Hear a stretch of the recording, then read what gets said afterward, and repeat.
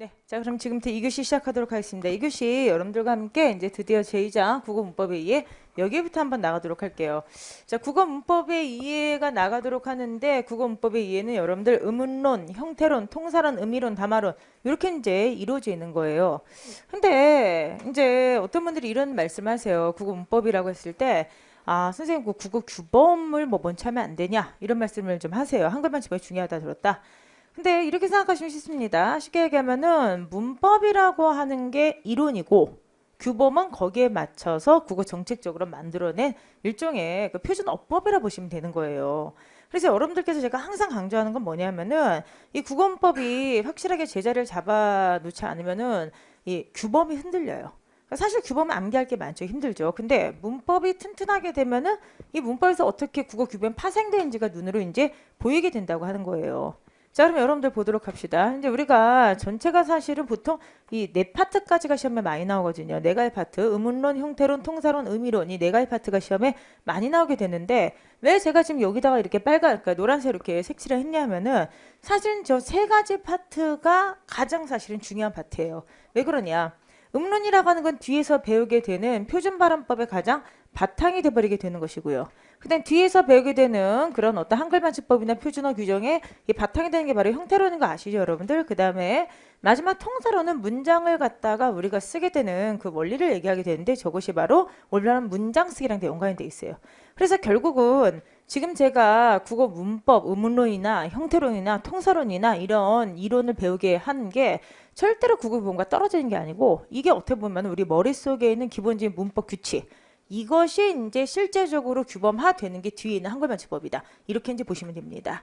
그래서 여러분들이 제가 가끔 이거 설명하다가 요건 좀 뒤에서 할게요라는 파트가 있어요. 여기는 그 이유가 뭐냐? 의문론은 이론이고요. 얘가 실제로 구현되는 걸 배우는 게 표준발음법인데 표준발음법까지 다 우리가 배우고 난 다음에 이해가 되는 파트들이 있어요. 근데 그건 제가 뒤에서 하기 때문에 뒤에서 하면 이렇게 몇 가지를 좀 이렇게 넘기게 되는데 제가 중간중간에 수업의 효율성을 위해서 뒤로 넘기는 파트는 절대로 빼본 게 아니니까 그냥 쿨하게 넘겨버리면 돼. 그리고 뒤로 가서 제가 다시 앞쪽 와서 보여드리니까 너무 이렇게 집착하는 학생분들이 있더라고요. 그래서 전체 이론이 끝까지 가야지 앞에가 보이는 게 있는데 그걸 제가 어떤 파트라고 알려드리면 그냥 믿고 넘어가시면 되는데요. 거기를 막 다시 공부하시면서 헤매신 분들이 있어요. 중간에 조금 듬성거려요. 특히 이 음론은. 그래서 그거는 그냥 저를 믿고 넘어가시면 나중에 되면 다 채워집니다. 그렇게 이제 보시 바랍니다. 그래서 지금부터 우리가 드디어 국어 문법 음론 그 다음에 형태론, 통사론, 의미론 이쪽을 들어가도록 하는데 먼저 여기를 들어가기 전에 여러분들과 함께 본격적으로 배우기 전에 거기 페이지 그쵸 여러분들 다음 쪽 보시게 되면은 한눈에 보기 국어의 특질이라고 하는 게 있어요. 그쵸? 여기부터 먼저 한번 해보도록 하겠습니다.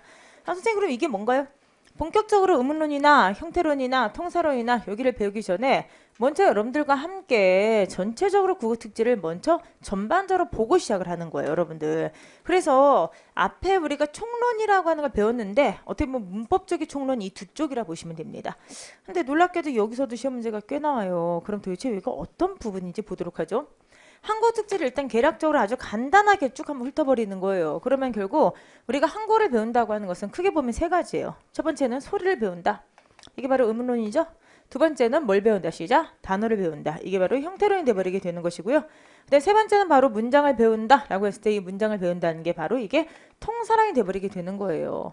의문로는 자음과 모음 같은 어떤 소리를 배우게 되고 그 다음에 형태로는 이런 것들이 모여서 뜻을 형성하는 단위, 단어나 뭐 형태소나 이런 걸 배우게 되고 문장은 뭐냐면은 이런 단어들을 배열하는 원리를 배우게 되는 겁니다. 이게 이제 통사론이에요. 그래서 이 말이 좀 낯설 거고요. 사실 저 말 자체가 시험에 나온 건 아니에요. 뭐 의문론이 뭐냐, 뭐 통사론이 뭐냐, 형태론 뭐냐 이거 나온 건 아닌데 기본적으로 문법 단위는 크게 세 가지로 이제 구별되어 있다는 건 좀 알고 있어야 돼요. 그래서 제가 이거 다시 한번 크게 세 가지 소리에 대한 의문론, 형태에 대한 단어, 형태론, 그 다음에 이 배열에 대한 어떤 통사론 이게 있는데 이런 어떤 기본적인 문법 단위 자체가 또 시험에 나온 적도 있어요. 그게 바로 뭐냐? 작년도 서울시 국어 문제인데 자, 이 문제는 여러분들 왼쪽 날개 있지만 지금 푸는 거 아니에요. 그냥 칠판 보세요. 칠판 보세요 문제. 자, 이건 여러분들과 함께 우리가 한번 두 번을 풀어볼 거예요. 근데 이 문제는 이 파트를 다 배우고 풀면 더 쉽게 이해가 되지만 사실은 이것만 알고 풀어도 바로 풀 수 있는 문제 여러분들. 우리나라가 세 가지 파트가 있다지 문법이 크게. 물론 의미론도 있고 담화론도 있지만 일단 소리에 대한 거 의문론. 단어에 대한 것이죠. 형태론. 세 번째 배열에 대한 것이죠. 문장을 만드는 원리 통사론이 있다 그랬죠. 거기에 대한 거예요. 자, 작년도 서울시 9급입니다. 다음 중 국어 2. 형태적 특징이래. 형태죠. 형태적이란 말은 사실 여러 가지를 함축하지만 뒤에 우리가 형태로는 다 배우게 되면 더 명확하게 알지만 기본적으로 얘는 단어에 대한 공부예요. 단어에 대한 거. 자, 근데 1번에 수식어는 반드시 피수식어 앞에 온다. 뭐에 대한 거죠? 배열이죠. 배열에 대한 건 어디로 들어가? 통사론이죠, 여러분들. 동사와 형용사라는 단어의 활용이 유사하다. 그러면 단어에 대한 어떤 변화죠. 답 몇 번? 답은 시작. 2번이지 뭐. 3번에 문장 성분의 순서를 비교적 가볍게 바꿀 수 있다. 순서가 나왔죠. 그럼 순서는 뭐야? 시작. 얘는 당연히 통사론이 되고요. 네 번째, 언어 유형 중에서 주어, 목적어, 동사의 어순을 갖는 자 SOV형 언어이다. 이렇게 돼 있죠? 그러면은 서술어가 맨 뒤에 들어간다는 뜻이거든요. 배열이죠. 배열이면 무조건 뭐야? 얘는 다 같이 시작. 통사론이 돼버리게 되는 겁니다.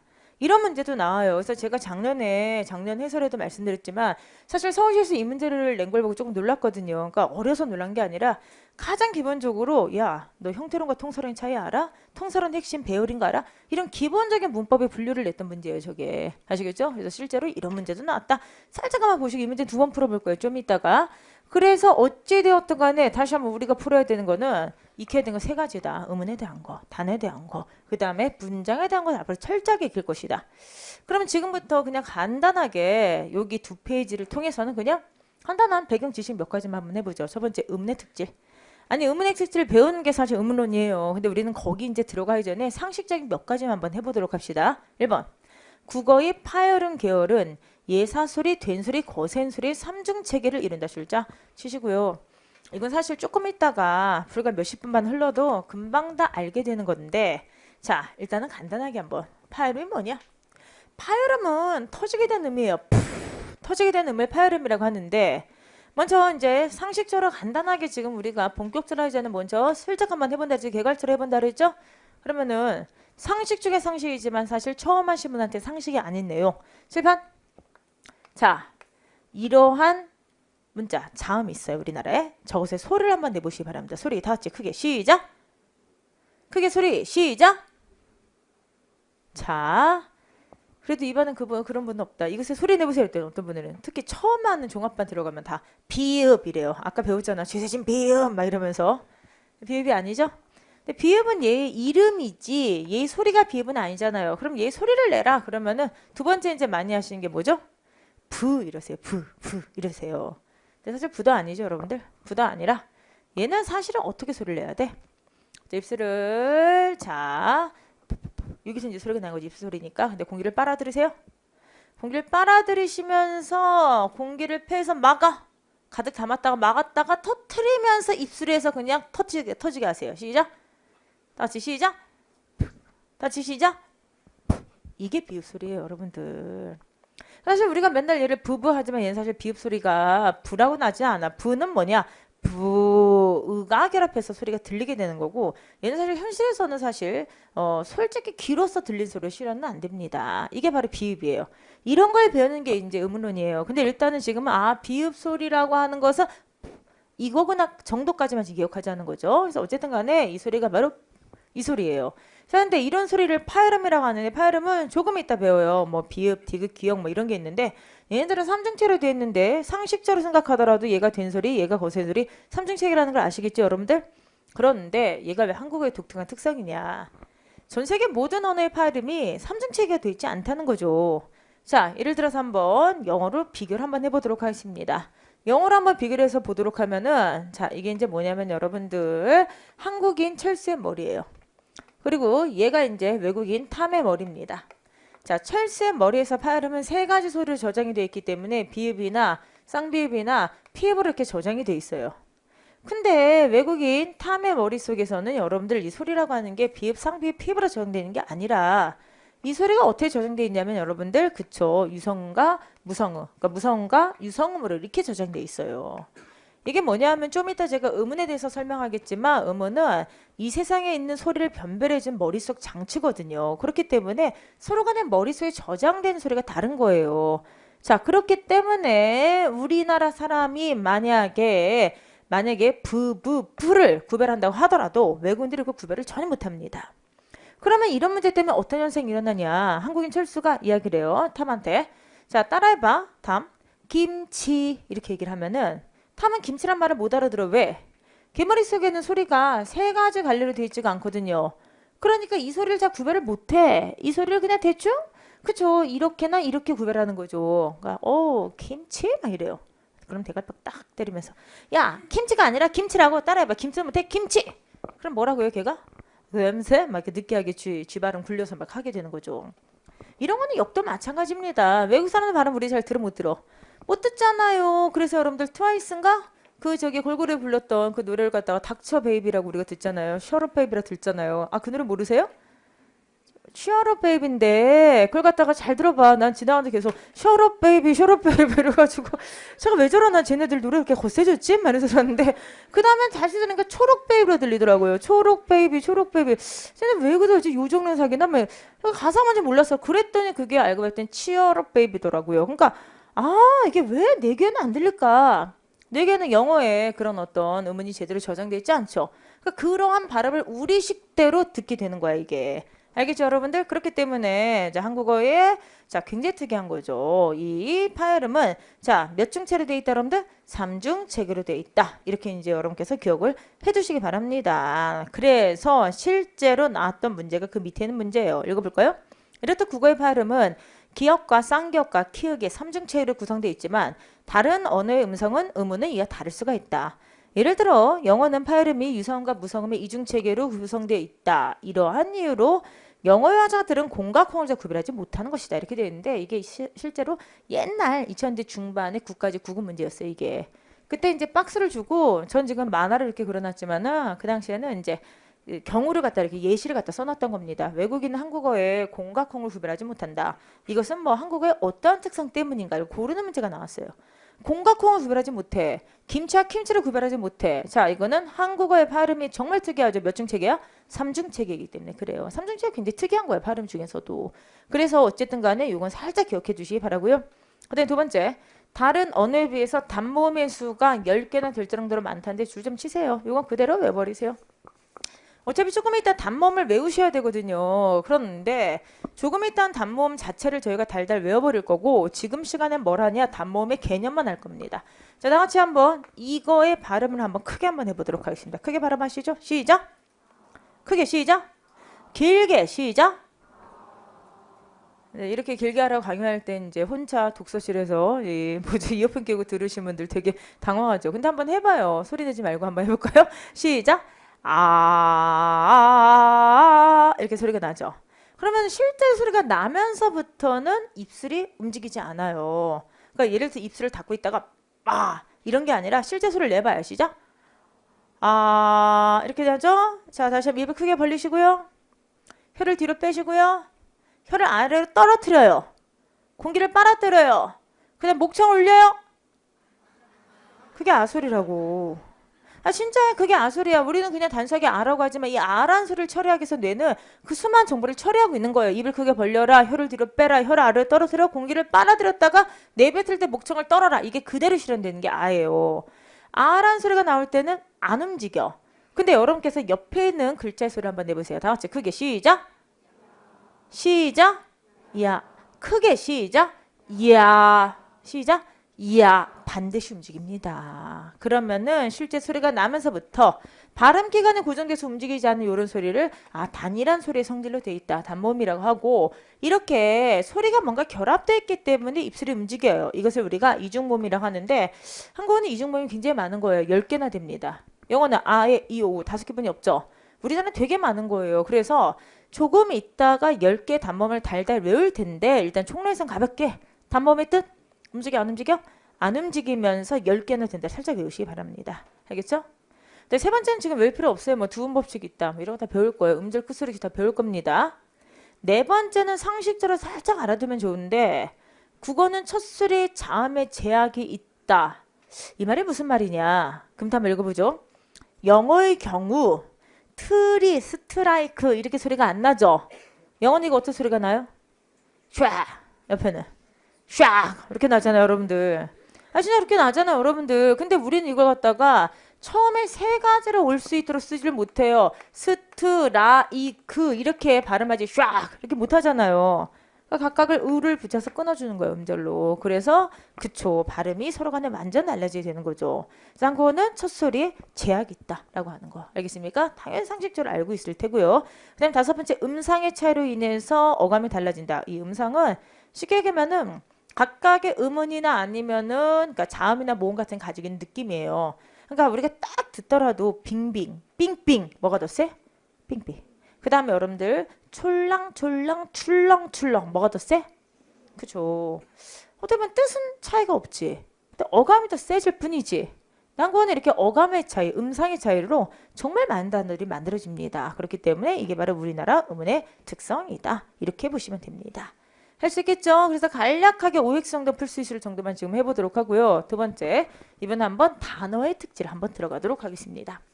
먼저 1번은 굉장히 중요한데 앞에서 했어요. 국어의 어휘는 줄자, 고유어, 한자, 외래의 삼중체를 형성하고 있다. 근데 앞에서 했잖아. 그리고 우리는 이 종류도 외웠죠. 기억하시죠? 고유어, 하늘, 바람, 시나브로 이런 것들. 한자는 정말 많은데 특히 두 글자나 세 글자로 된 부사어에 많고 그 다음에 생각 외로 음식명이 굉장히 많았죠. 여러분들 이런 것들. 그 다음 외래어 같은 경우는 실제적으로 서구에서만 들어온 게 아니라 뭐 만주, 여진어, 뭐 몽고, 그 다음에 산스크리트어 진짜 많이 들어와 있죠. 그겁니다. 근데 이제 여기는 앞에서 외웠던 거를 바탕으로 하되 하나만 더 해드리면은 사실 이제 국어 순화론자는 국어 정책은 되도록이면 한자어도 고유어로 외래어도 고유어로 바꾸자고 하고 있는데 쉽지가 않아요. 이미 얘네들이 완벽하게 자기 영역을 좀 차지하고 있는 게 많습니다. 예를 들어서 집 고유어죠? 가옥, 주택, 저택. 자, 누차 얘기하지만 고유어 하나에 다양한 어떤 한자가 달려 일대다 대응한사 이렇게 돼 있죠, 여러분들. 그 다음에 하우스, 서구 외래어 이렇게 돼 있는데 얘네가 자기 영역이 되게 확고해졌어요. 예를 들어서 일상어에서는 집을 제일 많이 써요. 너희 집이 어디야? 친구네 집에 갔다 올게 제일 많이 써요. 근데 거기다가 가옥과 하우스를 쓰지 않죠?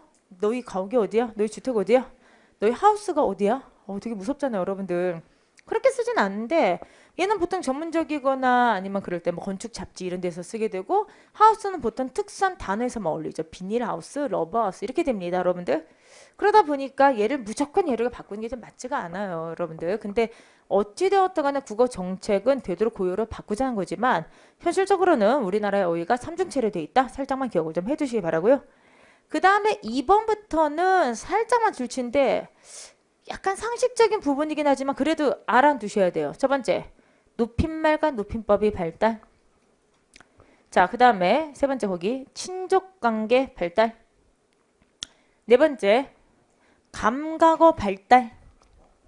다섯 번째, 합성어, 파생어 발달. 여섯 번째, 의성어 이태 발달인데 그러니까 이거를 쉽게 보시려면 이렇게 보시면 돼요. 우리나라는 다 발달돼 있어. 하지만 뭐가 발달돼 있지 않죠? 성하고 수, 성수가 발달돼 있지 않아요. 사실 성수가 발달돼 있지 않다는 게 뭡니까? 프랑스어를 보게 되면 프랑스어 같은 경우는 여러분들 하늘에 떠 있는 달 같은 그러니까 해 같은 건 남성 명사, 하늘에 떠 있는 달 같은 여성 명사예요. 그래서 여성 명사다면 뭐 형용사가 거기다가 뭐 이렇게 을을 붙이면 이런 게 있어요. 근데 우리나라는 남성 명사, 여성 명사라는 건 존재하지 않잖아요. 그러니까 성에 대한 거나 수가 외국만큼 발달 안 했다는 거예요. 그래서 만약에 뭐 발달돼 있다, 뭐 친족관계, 뭐 의성어, 이태어, 합성어 다 발달돼 있다 보시면 되는데 만약 성수가 발달돼 있다 OX 시작 X 이렇게 이제 보시면 됩니다. 특히나 네 번째 한국어는 감각어가 굉장히 많이 발달되어 있는데요. 그 밑에 동그라미 2번 한국어의 감각어는 정서적인 유사성에 의해서 비유 표현으로까지 전용돼서 쓰여요. 그럼 이게 도대체 무슨 말이냐? 비유 표현이라고 하는 건 뭐냐? 빗대서 쓰이게 되는 거죠. 그래서 감각어가 발달하다 못해가지고 얘가 사람이나 사물의 특성을 나타낸 말까지로 비유저로 쓰이게 된다는 거예요. 예를 들어서 짜다는 원래대로 소금이 짠 거죠. 근데 사람을 비유저로 나타내 그 사람 참 짜. 까맣다는 원래 색깔이죠, 시가. 그런데 그 사람 속이 시커매 이렇게 쓰죠. 그겁니다. 그래서 감각어가 비유 표현으로 바뀌어서도 잘 쓰인다. 오 이렇게 보시면 되는 거예요. 알겠죠, 여러분들? 마지막으로 세 번째 문법 및 구문의 특성이 돼버리게 되는데 이건 어차피 뒤에서 다 배워요. 뭐 교차고다 앞에서 됐고 뒤에서 또 나오고 그다음 높임법 다 이제 뒤에서 배우게 됩니다. 다만 3번은 살짝만 줄자 한국어의 특성 줄자 생략 및 문장 성분의 위치 이동이 비교적 자유롭다. 한국어의 특성인데 한국어는 생략이 굉장히 자유로워요. 그래서 예를 들어서 이렇게 얘기할 때 야 너 뭐해? 나는 밥을 먹었어. 이렇게 얘기하지만 밥 먹어. 가능하죠. 뭐 먹었다고? 밥. 누가? 나. 뭐 했다고? 먹었다고. 다 가능하잖아요, 여러분들. 그러니까 제일 중요한 게 주어 목적인데 주어 목적 다 생략 가능해요, 한국어는. 그렇기 때문에 한국어는 생략과 이동이 비교적 자유로운 언어이다. 당연히 O예요, 여러분들. 그 다음에 이제 사실은 이 문법 및 구문의 특성에서 제일 중요한 게 얘가 바로 통사의 특질을 포함하고 있기 때문에 배열상의 특성이거든요. 자, 이 문장 봅시다. 이 문장을 보게 되면은 제일 문장에서 중요한 요소는 앞으로 배워. 서술어예요. 그러니까 이건 상식적으로 미리 알고 하셔야 되는데 많은 분들이 주어와 목적어와 그 다음에 서술어 중에서 뭐가 중요하냐 그러면은 대답이 다 달라요. 어떤 분들은 나는 밥을 먹었다 해서 나가 제일 중요하대. 본인 소중하니까. 또 어떤 분은 밥이 제일 중요하대. 밥을 제일 좋아하니까. 근데 그 개인적으로 호를 얘기하는 게 아니라 전 세계 모든 언어에서 공통적으로 제일 중요한 문장 성분은 서술어예요. 영어 배울 때 여러분들 오형식 동사부터 배우잖아. 그쵸? 오형식 동사 뭐예요, 여러분들? 영어의 구문을 만드는 원리가 동사에 있다는 거죠. 영어는 동사가 서술어가 되거든요. 그렇기 때문에 영어도 똑같고 우리나라 똑같고 이건 똑같아. 전 세계 모든 언어에서 제일 중요한 게 서술어인데 자, 이 중요한 서술어가 한국어는 앞에 있어, 뒤에 있어. 어디 있어요? 뒤에 있죠. 뒤, 맨 뒤에. 영어를 보더라도 자, 영어는 서술어가 앞에 있어요, 뒤에 있어요? 앞에 있죠. 자, 그러면 여러분들 여기서 장단점이 갈리게 됩니다. 한국어는 서술어가 뒤에 있다. 이 말의 장점. 이 말의 장점 빨리 얘기해보세요. 한국어가 서술어가 뒤에 있다. 이 말의 장점. 자, 여러분들 이렇게 오늘 대답 안 하면 오늘 수업 오늘도 아까 이거 고장 나가지고 그랬는데 오늘 수업 어떻게 하겠다는 거야 막 난리가 납니다. 뭐 열심히 하겠다는 거죠. 그러니까 막 어떻게 될까 더 할까 어떻게 할까 안 끝내줄까 막 불안하잖아요, 여러분들. 제일 중요한 서술어가 맨 뒤에 있으니까 장점은 청중이 집중을 한단 말이에요. 근데 이제 단점이 있단 말이에요. 단점이 있어. 그건 뭐냐면은 제일 중요한 게 뒤에 있기 때문에 얘에 대해서 생각할 시간이 없어. 빨리 다음 말로 넘어가야 돼요. 그러니까 아무래도 비판적 사고력은 좀 떨어지게 되겠죠. 자, 그러면은 얘 같은 경우, 제 영어 같은 경우는 중요한 말이 앞에 있지. 뒤에 말 안 들어. 그러니까 집중력은 떨어지겠어, 높아지겠어요? 떨어지지만 아무래도 중요한 말이 앞에 있기 때문에 생략할 시간이 많이 있죠. 아무래도 비판성이 좀 높아지게 된다는 겁니다. 저는 개인적으로 별로 동의를 안 하는데 일단 언어 그 이론에서 그렇게 가르쳐요. 그렇기 때문에 이거는 좀 외우고 있어야 되는데 이런 어떤 거는 달달 외운다기보다 하나만 기억하면 돼요. 한국어는 제일 중요한 말이 앞에 있어, 뒤에 있어? 뒤에 있으니까 여러분들 그쵸? 뒤에 있으니까 야 이번 어떻게 됐어 시험? 나 이번 시험에 제일 중요한 말이 뒤에 있잖아. 그러니까 집중해야 되죠. 그럼 모주어리 그 반대라 생각하면 제일 쉽겠죠. 그래서 다시 한번 거기 4번에 줄자. 자, 한국어는 주어, 목적, 서술의 어순을 갖는다. 특히 중심이 되는 말 서술을 문장의 뒤에 놓는다는 걸 기억하시고요. 그 바로 밑에 보시면은 자, 청자를 잡아놓는 집중력을 높이는 장점이 있다. 거기다 줄 진하게 쳐두시고요. 나머지는 다 이것과 반대다. 그렇게만 보시면 됩니다. 알겠죠, 여러분들? 자, 지금까지 우리가 한번 두 페이지를 해봤는데 전반적으로 한국의 특성은 가볍게 한번 훑어본 거예요. 첫 번째, 의문사의 특질이 있다. 자, 파열음 몇 중 세 개. 자, 그 다음에 단본 모드 몇 개. 어휘상의 특징은 여러 가지가 있지만 특히나 그중에서 감각어가 매우 발달해 있다. 세 번째, 자, 구문사의 특징에서 제일 중요한 건 배열의 문제인데 제일 중요한 서술어가 어디 있다? 맨 뒤에 있다. 절대 잊지 마시 바랍니다. 알겠죠? 그럼 지금부터 한번 문제를 풀어보는데 쌤 이런 게 어떻게 문제가 나옵니까? 문제를 풀어보도록 하는데요. 중간중간에 아직 안 배운 게 있다. 그거 그냥 넘기시고요. 이 정도 이론으로 그냥 대충 찍어서 풀 수 있는지만 확인하세요. 자, 왼쪽 오른쪽 문제, 왼쪽 문제 다시 한번 풀어보세요. 지금부터 세 문제 한번 빨리 풀어보시기 바랍니다. 시작. 안 배운 거 그냥 넘겨요. 아직 몰라도 되는 것들 많이 있어요. 자, 칠판 1번. 다음에 국어의 형태적 특성은 이라 되어 있죠. 그러면은 우리 아까 솔직히 모르고 풀었잖아요. 근데 모르고 풀어도 돼. 근데 이젠 좀 이게 보일 거예요, 여러분들. 특히나 보시면은 거기 3번에 보시면 문장 성대 순서를 비교적 자유롭게 바꿀 수 있다. 아, 배열이니까 구문상의 통사상의 특성. 그다음에 네 번째 아까 얘기했죠. 서술어가 앞에 있다, 뒤에 있다, 뒤에 있다. 어차피 답은 2번이에요. 근데 지금은 선택지 하나하나 좀 이해가 되는 거지만 문제를 푸는 방식은 변하지 않아요. 이거는 맞다 틀리다가 아니라 형태적 특성을 찾는 것이니까 단어 그 자체의 특성을 묻는 거예요. 즉 국어의 그 범주의 의문론, 형태론, 통사론이 있니? 이걸 묻게 된 문제예요. 아시겠죠?